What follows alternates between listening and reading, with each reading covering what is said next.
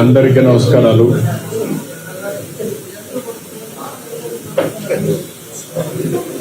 నేను నా జీవితంలో ఎప్పుడు కూడా వెంకటేశ్వర స్వామి పవిత్రతను తలుచుకొని ఎన్నిసార్లు వచ్చినా మళ్ళీ ఆ సంకల్పాన్ని పునరంకితం చేయడం కోసం ముందుకు వస్తూ ఉంటాను. ఈరోజు మా దేవాంశ్ పుట్టినరోజు కూడా, అందుకనే మేము మా ఇంటి కులదైవం వెంకటేశ్వర స్వామి కంపల్సరీగా ఫ్యామిలీ మెంబర్స్కి రావడం వీలైనంత వరకు. అదే మాదిరిగా ఆయన పుట్టినప్పటి నుంచి కూడా అన్నదానం చేయడం ఒక ఆనవాయితీగా పెట్టుకున్నాం. అన్నదానం అనేది ఎన్టీ రామారావు గారు స్టార్ట్ చేశారు. అక్కడి నుంచి ఇంతవరకు కూడా ఎలాంటి ఇబ్బందులు లేకుండా సవ్యంగా జరుగుతూ ఉంది. ఈరోజు ఆయన ప్రారంభించిన ఈ కార్యక్రమానికి 2200 కోట్ల రూపాయల కార్పస్ ఉంది. ప్రతి సంవత్సరం ప్రతిరోజు ఎంతోమంది భక్తులు వచ్చి అన్నదానం ట్రస్ట్కి డొనేట్ చేస్తున్నారు, లేకపోతే ఆ రోజుకి వాళ్ళే విరాళాలు ఇచ్చి నిర్వహించే పరిస్థితికి వచ్చారు. ఇది ఒక మహత్తరమైన కార్యక్రమం. ఇది శాశ్వతంగా జరుగుతుంది. ఈ సందర్భంగా మేము అక్కడికి వచ్చినప్పుడు కాంట్రిబ్యూట్ చేయడమే కాకుండా నేరుగా అక్కడ ఎవరైతే భక్తులు ఉన్నారో వాళ్ళకి అన్నం వడ్డించినప్పుడు ఉండే తృప్తి ఎలకట్టలేదు. అందుకనే ఫ్యామిలీ మెంబర్స్ అందరూ కూడా సర్వ్ చేశాం. మేము సర్వ్ చేయడమే కాకుండా భావితరాలకు కూడా గుర్తు చేసుకునే విధంగా సంస్కారాన్ని నేర్పిస్తున్నాం. ఇలాంటి కార్యక్రమాన్ని ప్రతి ఒక్కరికి కూడా విజ్ఞప్తి చేస్తున్నాం. మనం బాగుండడం కాదు, సమాజ హితం కోసం అందరం పనిచేయాల్సిన అవసరం ఉంది. అదే సమయంలో మీరు చూస్తే నేను ప్రాణదాన కార్యక్రమాన్ని ప్రారంభించాను. బ్రహ్మోత్సవానికి వస్తూ తిరుపతిలో సిమ్స్ హాస్పిటల్లో ప్రాణదాన కార్యక్రమానికి ప్రారంభించాం. ఆ రోజు ఒకటే ఆలోచించాం, వెనుకబడ్డ ప్రాంతం రాయలసీమ, ఇక్కడ హాస్పిటల్ కూడా సరిగా లేవు. అందుకనే సిమ్స్ను ఆధారంగా చేసుకొని రొయా కానీ, బర్డ్స్ కానీ, సిమ్స్ కానీ, మిగిలిన అన్ని హాస్పిటల్స్ అన్నీ కూడా, చిల్డ్రన్ హాస్పిటల్ కానీ ఇవన్నీ కూడా ఇచ్చేసి ఈ ప్రాణదానంతో అక్కడ ఉండే భక్తులకు ట్రీట్ చేయడం, ఈ ప్రాంత వాసులకు ట్రీట్ చేయడమే కాకుండా ఇంకా ఎవరైనా డాక్టర్లు ప్రపంచం నుంచి ఎక్కడికి వచ్చినా వెంకటేశ్వర స్వామి దర్శనానికి ఆశీస్సులు తీసుకునే మునుపు ప్రజలకు సేవ చేసి 3-4 రోజులు ఉండి తర్వాత వచ్చి దేవుని ఆశీస్సులు తీసుకెళ్తే మానవ సేవ, మాధవ సేవ రెండూ ఉంటాయనే ఉద్దేశంతోనే ఆ కార్యక్రమాన్ని పెట్టాం. దాన్ని కూడా లాజికల్గా తీసుకెళ్లాల్సిన అవసరం ఉంది. ఈరోజు ఈ యొక్క 7 కొండలు, ఇది వెంకటేశ్వర స్వామి సొంతం. ఈ 7 కొండల్లో ఎలాంటి అపవిత్రమైన కార్యక్రమాలు కానీ,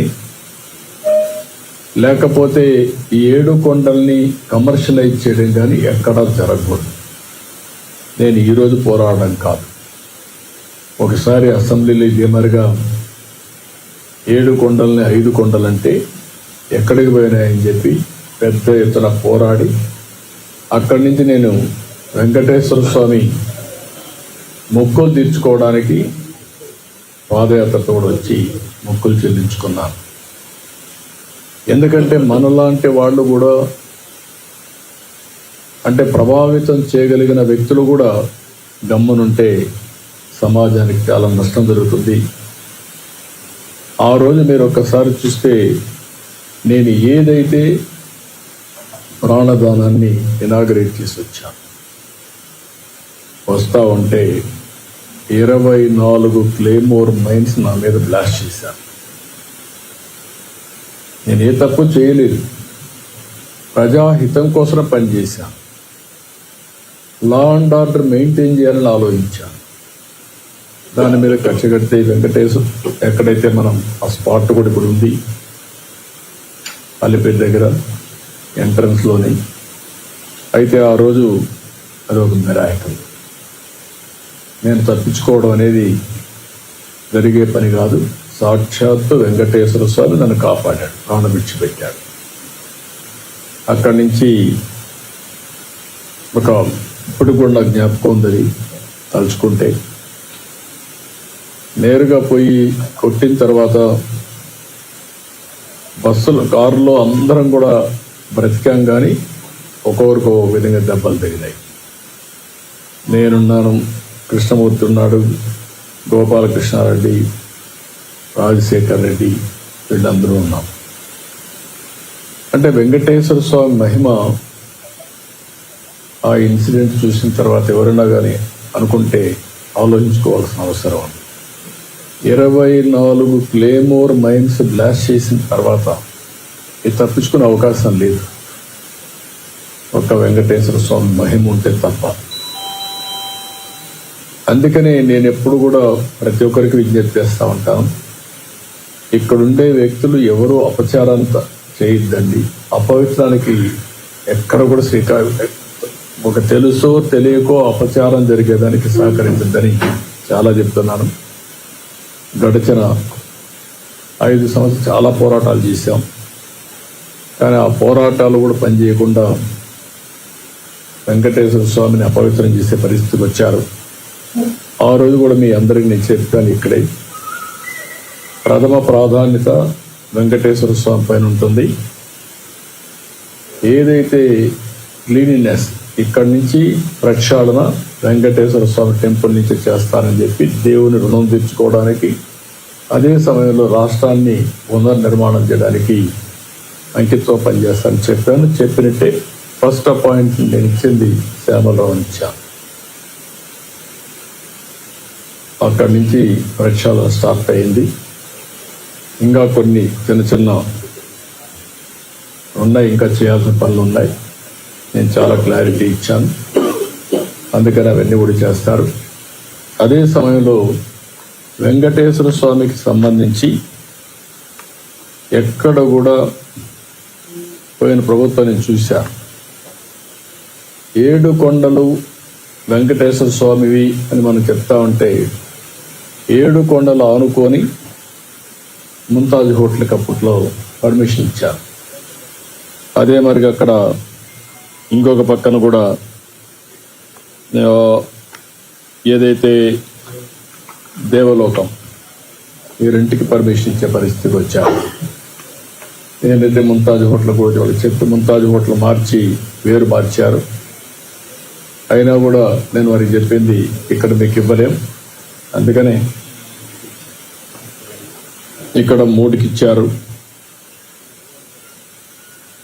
ఏదైతే విష్ణువి వర్స్టైల్ వెంచర్స్ 10.32, ముంతాజ్ హోటల్స్ 20 ఎకరాలు, MRKR construction industries private limited 5 ఎకరాలు ఇచ్చారు. ఈ 35.32 క్యాన్సిల్ చేస్తున్నాం. ఇక్కడ ఎవ్వరు కూడా కమర్షియలైజ్ చేయడానికి వీలు లేదు. 7 కొండలు ఆనుకొని ఎలాంటి కమర్షియలైజేషన్ కానీ అపవిత్రం చేసే కార్యక్రమాలు ఎక్కడా ఉండడానికి వీలు లేదు. నేను వాళ్ళు కూడా, ఎందుకంటే ఓబ్రాయ్ హోటల్స్ చాలా హోటల్స్ కడుతున్నారు, కట్టినప్పుడు వాళ్ళకు కూడా చెప్పాను, ఇక్కడ ఏమాత్రం కూడా అపవిత్ర అంటే మీరు వాళ్ళు ఒక స్టేజ్లో మేము వెజిటేరియనే పెడతామని కూడా ముందుకు వచ్చారు. అయినా కూడా నేను చెప్పింది, ఈ ప్రిమిసెస్లో మాత్రం ఎవ్వరు ప్రైవేట్ వ్యక్తులు ఉండడానికి వీలు లేదు, అవసరమైతే ఆల్టర్నేటివ్ ల్యాండ్ ఇస్తామని చెప్పాం. దాన్ని కూడా వాళ్ళు ఒప్పుకున్నారు. ఏదైతే పక్కన ఇదే ల్యాండ్ పక్కన ఉంది, రోడ్డు ఆ పక్క ఇస్తాం తప్ప ఈ పక్క ఎక్కడ ఇవ్వం. We are very clear. అది వాళ్ళతో మాట్లాడి టీటీడీ సార్ట్అవుట్ చేస్తారు. ఇంకొక పక్కన ఇప్పటికే చాలా వరకు చేశాం. నేను ఒకటే ఈ టీటీడీలో పనిచేసే ప్రతి ఒక్కరిని కోరుతున్నా, including board members, management, everybody, మీరందరూ కూడా వీలైతే మీరు వెంకటేశ్వర స్వామి పవిత్రత కాపాడడానికి ఇంకొక అడుగు ముందుకెళ్ళండి. వీరు కాకపోతే మీరు మీ పని చేయండి.